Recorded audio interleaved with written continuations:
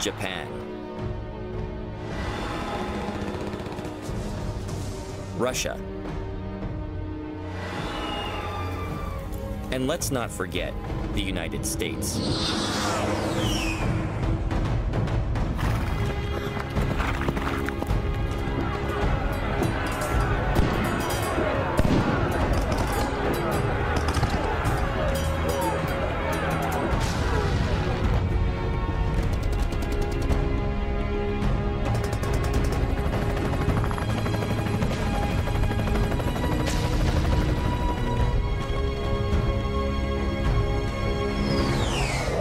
The Americans don't realize we have probably a good 1,000 overseas military bases. China doesn't yet have this military capability. But what happens when it becomes the world's #1 economy? Will hegemony lead it to become the world's next empire? Or does it provide a much-needed balance to American militarism? Should we be afraid?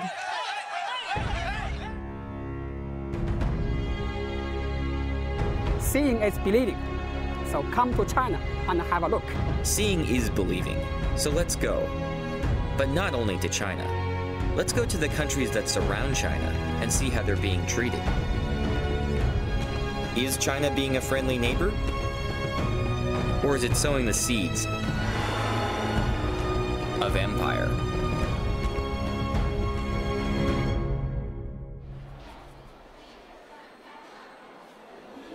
China already uses its neighbors to play big country politics. Busan, South Korea. One of the world's major shipping ports, and evidence of the successful industrialization of South Korea, whose living standards now rival those of the United States. The US considers South Korea a key ally in East Asia, and it hopes that China will help to resolve the growing nuclear threat posed by neighboring North Korea. Like much US policy, it misunderstands Chinese interests. Seoul. The nation's capital has a little more than a quarter of the country's population of 48 million. It sits precariously at 50 kilometers from the demilitarized zone, separating the two sides, in range of the North's artillery. Threat of Seoul's all-out destruction in the event of further conflict has helped maintain this status quo for 5 decades. Just how serious a threat is North Korea's development of nuclear weapons?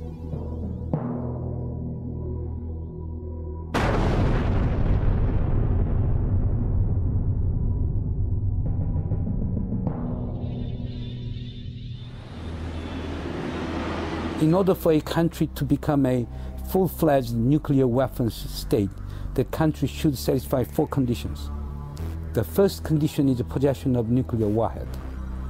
Yes, North Korea has acquired nuclear warhead. Second, it should have delivery capability. North Korea has a delivery capability. It has intermediate-range ballistic missile, Nodong-1 and Nodong-2. It has a short-range missiles such as Scud-B and C. Third, nuclear testing. But there is a debate on whether it was successful or not. And finally, in order to mount that warhead on the short and medium-range missiles, North Korea should possess miniaturization technology. But we believe that North Korea is short of acquiring that miniaturization technology. In view of that, we can argue that North Korea is a very dangerous country with potential nuclear weapons capability, but we cannot regard North Korea as de facto a full-fledged nuclear weapons state. I don't find the Korean situation unstable. I've never felt that there was a threat from North Korea. I've never thought for a minute there was a single North Korean that was even slightly suicidal.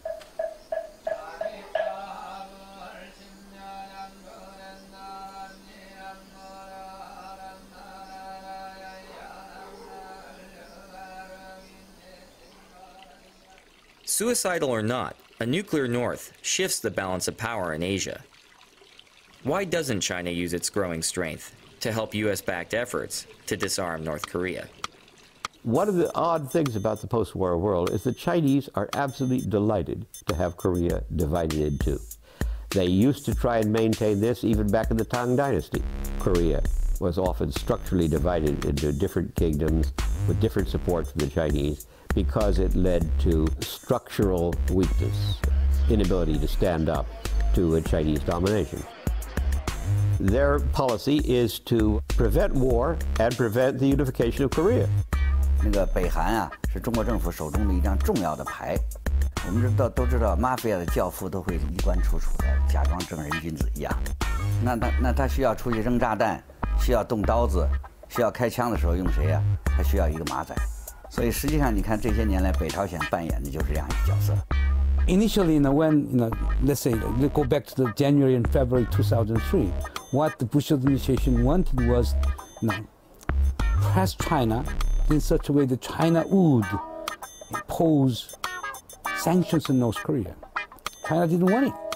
If you're going to work on Korean nuclear issues, you have to understand the Chinese context, and the fact that South Korea is rich is fine, but if Korea were unified and this rich, it would be the size of former West Germany. That's getting to be a little too big for Chinese comfort.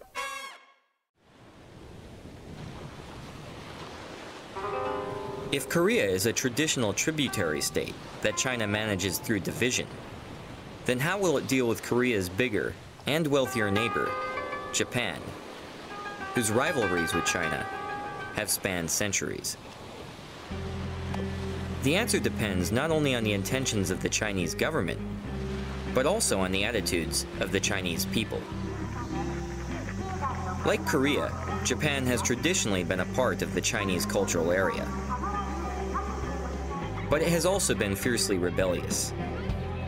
After Japan became the first Asian nation to industrialize, it used its newfound strength to create a modern empire and subjugate its Asian neighbors.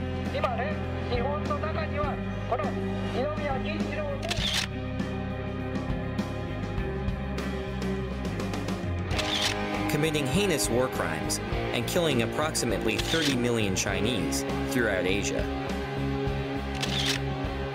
Understandably, there exists a strong current of anti-Japanese sentiment among many Chinese today. Although Japan was defeated in World War II, it went on to become the world's second largest economy. China, however, is now on the verge of surpassing its old rival.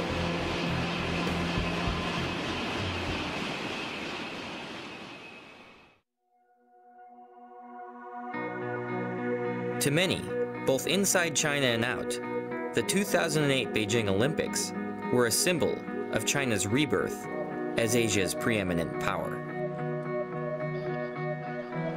As part of the Beijing Olympic torch relay, the Chinese decided to bring the torch to Nagano, Japan, home of the 1998 Japanese Olympics, perhaps as a message to the world that the Middle Kingdom was about to eclipse the land of the rising sun.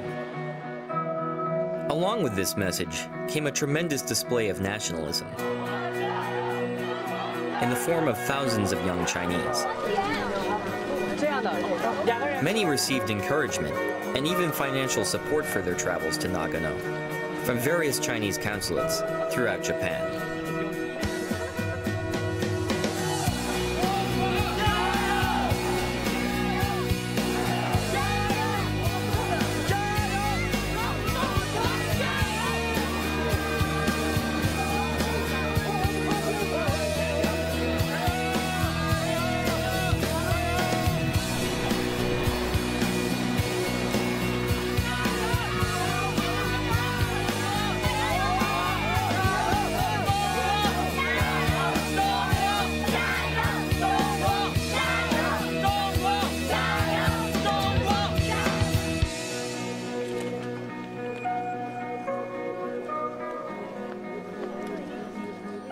The Chinese government requested that the relay begin at Zengguoji Temple, the same starting point as that of Japan's 1998 Olympics.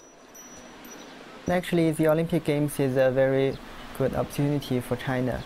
Most of the students in China view it as a great opportunity for us to present ourselves. However, days before the torch run, the temple announced concerns about the treatment of fellow Buddhists in Tibet at the hands of the Chinese, and refused to host the Chinese torch.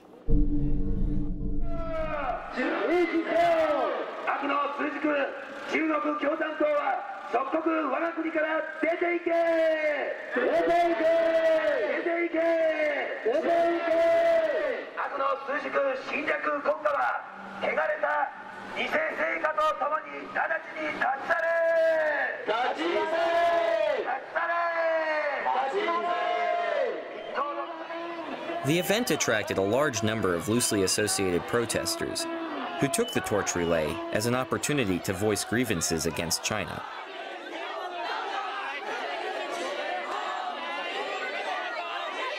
Generally, we don't like the protesters because they try to insert political implications to these non-political events.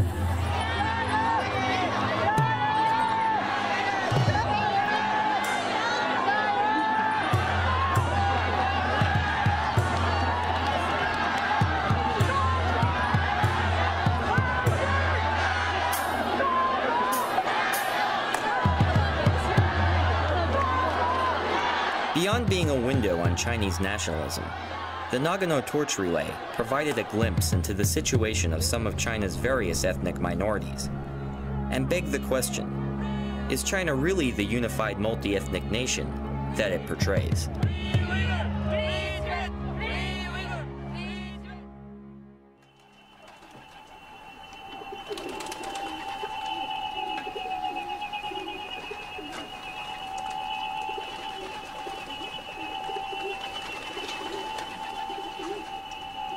In China's idea, from ancient to until now, we stress harmonious.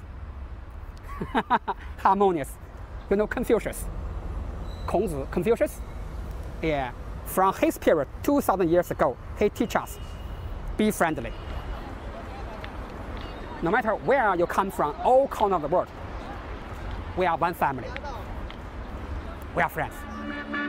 The Olympics provided an opportunity to see if the harmonious society was a reality or simply propaganda.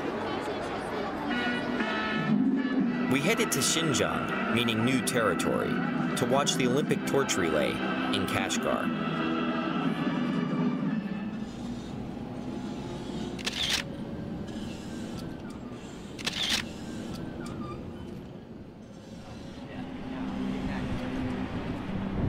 Inside Kashgar city, preparations for the torch relay were underway.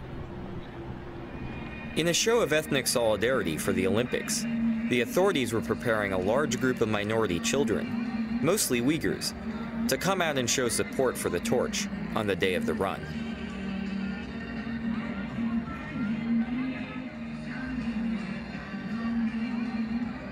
The event itself, however, was sealed off from the public.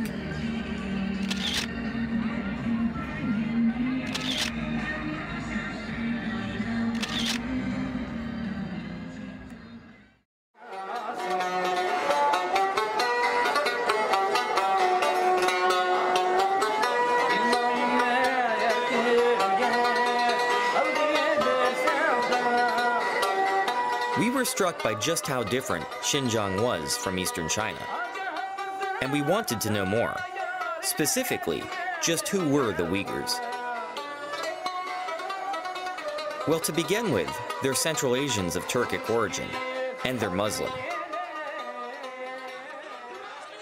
It wasn't until we caught up with exiled Uyghur spokeswoman Rabia Kadir at the Uyghur American Association in Washington, D.C., that we felt like we got the other side of the story. İsmim Rabia Kadir, milletim Uyghur, ziminimnin ismi Şarkı Türkistan. Mening ziminim 1949 yılı Xitay hükümeti tarafından, Xitay diktatorları tarafından besip elingan. Xitay hükümeti bizge, biz sizlerden azatlık çıkardık, Manjulardan azatlık çıkardık, militaristlardan azatlık çıkardık, sizlerden en bəxtli kılımız, biz sizlerge yardım kılımız, sizler şundak sanatkar, pakiz, güzel milletken sizler şundak hoşal kılımız, dep şunçilik verdilerini bergetti. Lekin o bergen siyasetleri fakat kağız yüzüdü kılıp, Xitay pütülley özgeçe şu Abdunum Rayin degen isim bilen qap qaldık və bəgən siyasətlərini yalğan qılıb onun əksinçisiga icra qıldı. 11 sentabr vaqəsindən keyin Uyğur xalqını endi bastırdıgan fürsət, yoxturduğan fürsət gəldi deb qaradı. Şuna Amerika bilan Amerika-Iroq urushidan foydalanib Amerika bilan Birleşken Devletler Teşkilatı'na Şarkı Türkistan İslam Partiyası degan bir narsani kirgizish uchun bor kuchi bilan xizmat ishladi Xitoy hukumati.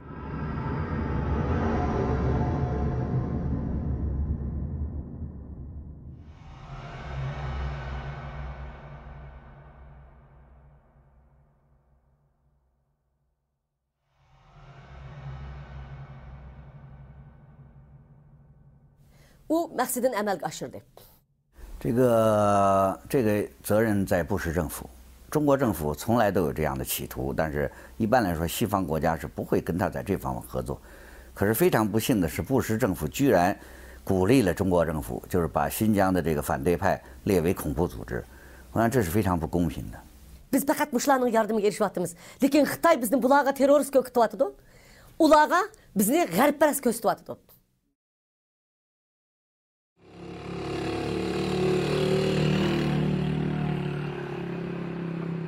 There are two nations which are fighting in the world. One is America, one is China. So America is using brutal way, which is war, and there is a lot of losses. And China is using a peaceful way and civilized way, where there is no loss. Pakistan! Pakistan!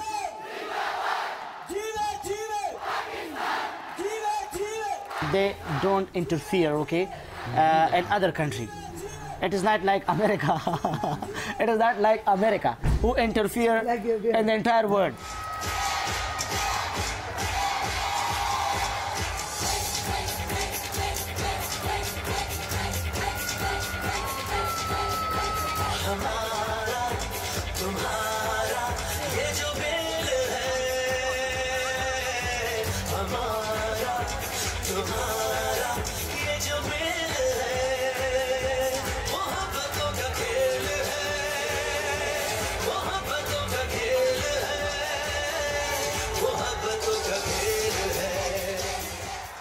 The United States is one of the largest donors of foreign aid to Pakistan.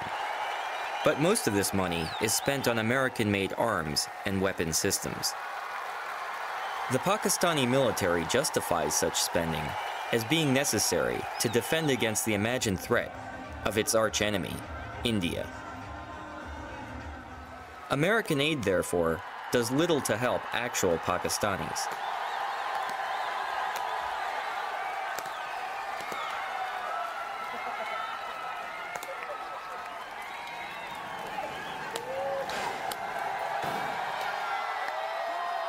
Fortunately for the Pakistanis, there are other nations that have undertaken development projects that have contributed greatly to the infrastructure and quality of life in Pakistan.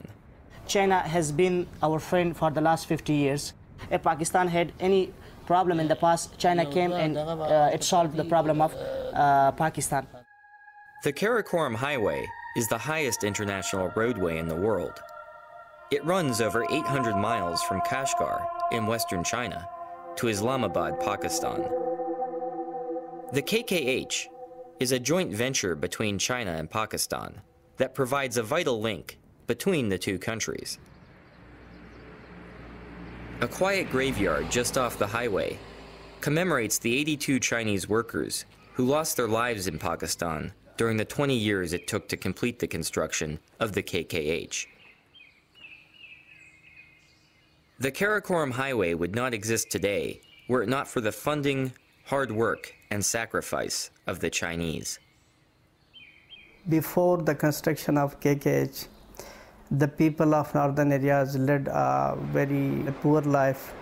After construction of KKH, we experienced different sort of changes, culturally, economically, socially, and politically even.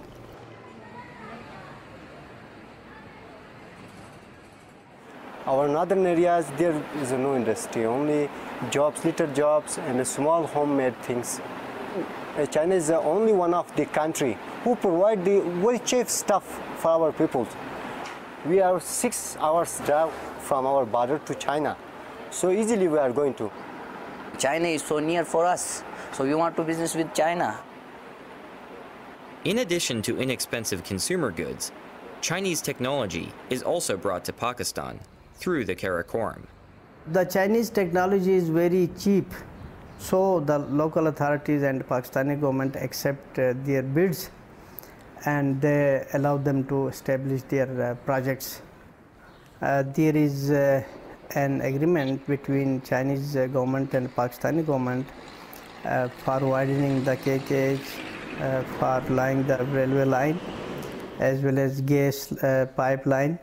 So the local population is very happy. They will benefit it. The Chinese have also begun other mega projects in Pakistan, such as investing $200 million in the construction of Gwadar Port on the southern coast of the country. Gwadar is considered by the Chinese as their avenue to a warm water port.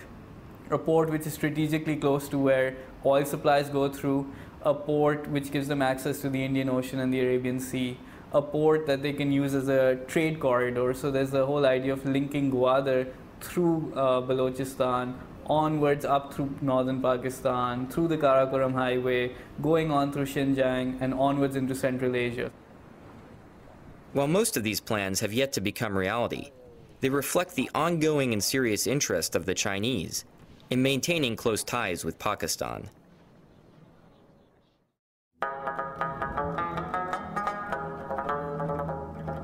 China's reputation as a friendly neighbor does not stop at Pakistan's border. It has successfully been outcompeting the US for the favor of Afghanistan itself.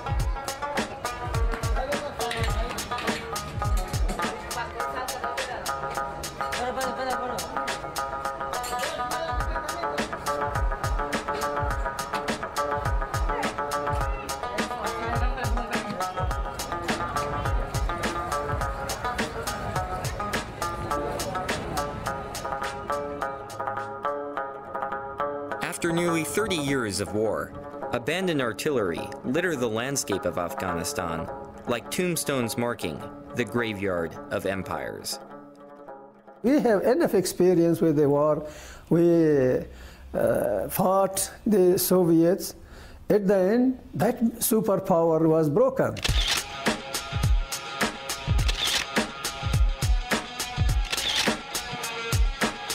Despite billions being spent on so-called aid and development, the country has become increasingly dependent on opium production, with many blaming corruption and even NATO forces for the country's inability to move forward. America wants to solve everything by the gun. Gun does not bring solution. Gun increases the problems. Like in Pakistan, the Chinese have stepped in to fill the developmental void left by the United States. Right now, in this reconstruction period in Afghanistan, Chinese, they are holding some construction company they have built. They are busy in some road construction. They are not even telling our government who should be a minister, who should be a governor. All they are saying that they want to see a developed and prosperous Afghanistan. However, like its Western peers, China's interest in Afghanistan is not purely humanitarian. Rich in mineral resources, Afghanistan remains an undeveloped source of raw materials in a world in which they are increasingly scarce. It is Afghanistan's copper that interests China. The metal is used in all aspects of modern life, including coinage, jewelry, housing, transportation, electronics, and medicine. Afghanistan's untapped Aynak copper deposit in Logar province is said to be one of the world's largest, valued at almost $90 billion. ولایت لوگر در 30 کیلومتری جنوب شرق شهر کابل قرار دارد و این ساحه معدنی که شامل بلاک تکتونیکی کابل هست. در اینجا 3 معدن بزرگ وجود دارد که عبارت از معدن عینک، معدن دربند و معدن جوهر. البته معدن مثل عینک بزرگترین از این معدن است و این ساحه. The China Metallurgical Group has bought a 30-year lease for $3 billion. the largest foreign investment in Afghanistan's history. The royalties alone will cover almost half of the Afghan government's annual budget.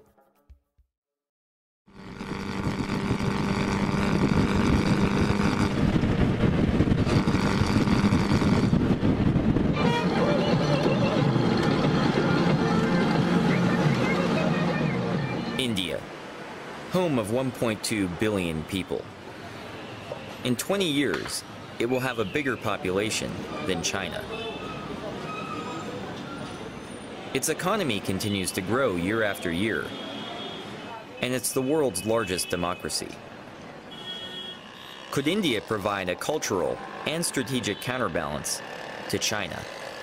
One of the main balancing forces in the emerging world of Asia, South and East Asia, is going to be India and China, that neither is going to feel comfortable with one achieving a position of superiority, least of all any claims to hegemony. I would assume Asia is a target for the Chinese. They would like to put Asia under its control in economic terms, in political terms, in strategic and military terms. This is where China has been active. If you were to look around Asia, China has replaced the US as the largest trading partner for almost every country in the region. India-China trade has been growing rapidly, and a trade route has even been opened that directly connects India and China through Tibet. Indeed, India-China trade has crossed India-US trade in terms of sheer numbers. There's a growing trade relation, bilateral relation between these two countries. I think that gives Chinese a certain power, which people will look over their shoulder twice before they do or say something that gets Beijing upset. Chinese have committed a lot of atrocities, and they've been allowed to get away with it because they've been isolated for so long.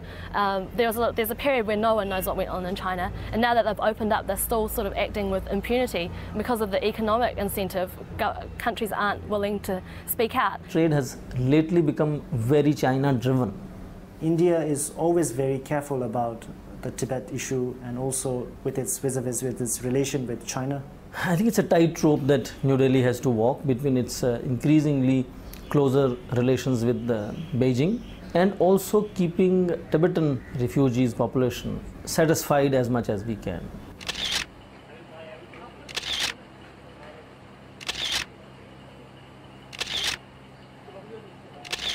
In March of 2008, there were protests across Tibet before the Chinese hosted the Olympics. Many Tibetans in India decided to show their support by marching towards Tibet.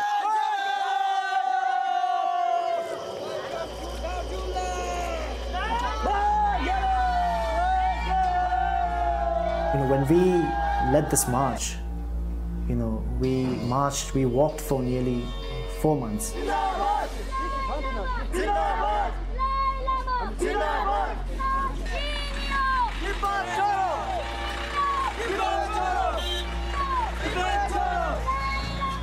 Indian central government, they have sent us an order saying that you can't move out of this district, Kangra district.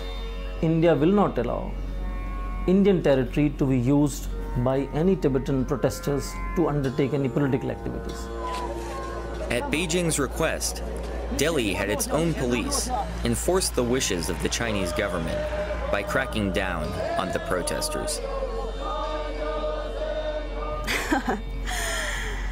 Yeah, China is very clever, and it can use any country for their own benefit at any point of time. So when we were reaching the district border, very early morning, the police stopped us. So from our side, because we were trained, what we did was we sat down on the road in the middle of the road, and we started praying.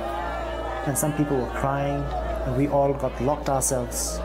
We started praying, and that made it impossible for them to get angry. And they have their own responsibility. They have their duty to perform. They have to arrest us.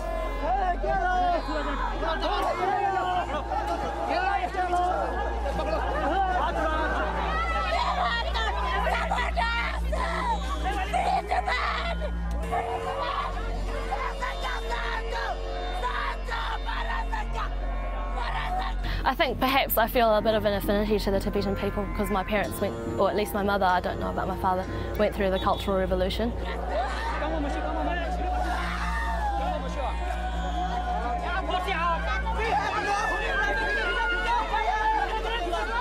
It's just weighing on me a little bit because everyone thinks I'm Tibetan when I'm here, which is lovely because I've really grown to love the Tibetan people. But before I came here, I was warned by a lot of local Indian people and also tourists that had been here. When I told them that I was Chinese, they were really surprised.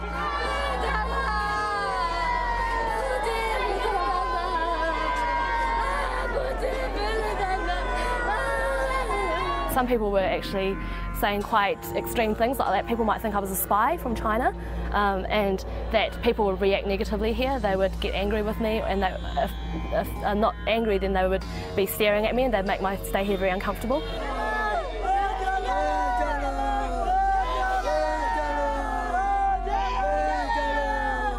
I had to decide whether I was going to tell people here that I was Chinese, and unfortunately I decided not to.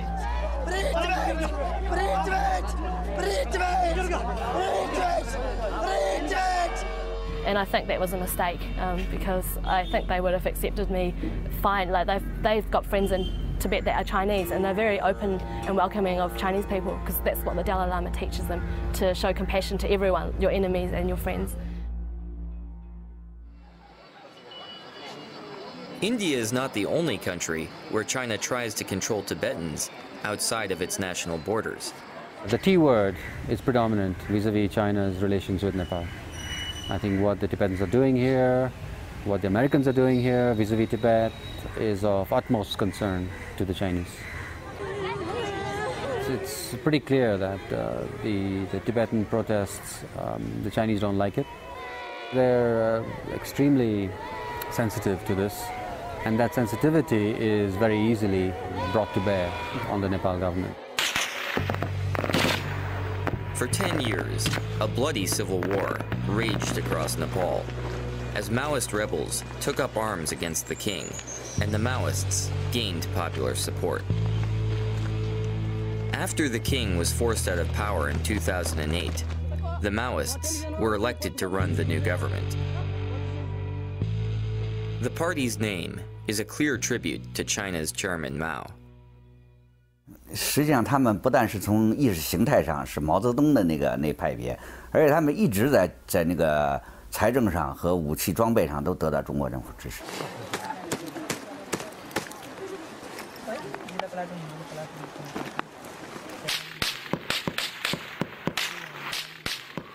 During the Civil War, Sherpas camping in the remote snowy passes of the Himalaya reported seeing caravans of ponies loaded with guns crossing from China into Nepal during the dead of night.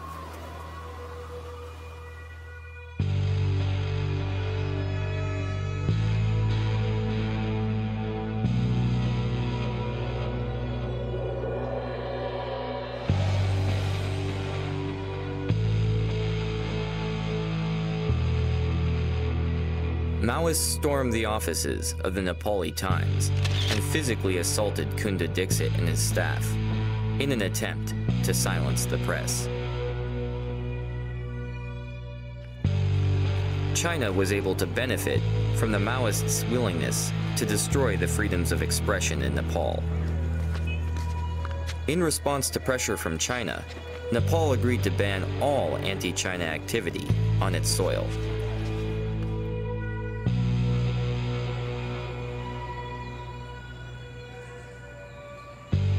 China is bringing Nepal within its orbit. But what happens now?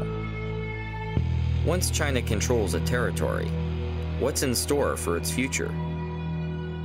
Let's take a look at Hong Kong.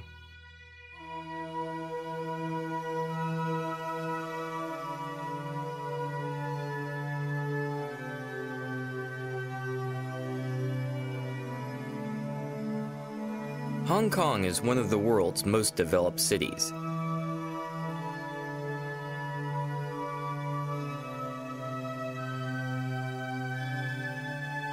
An icon of Asia.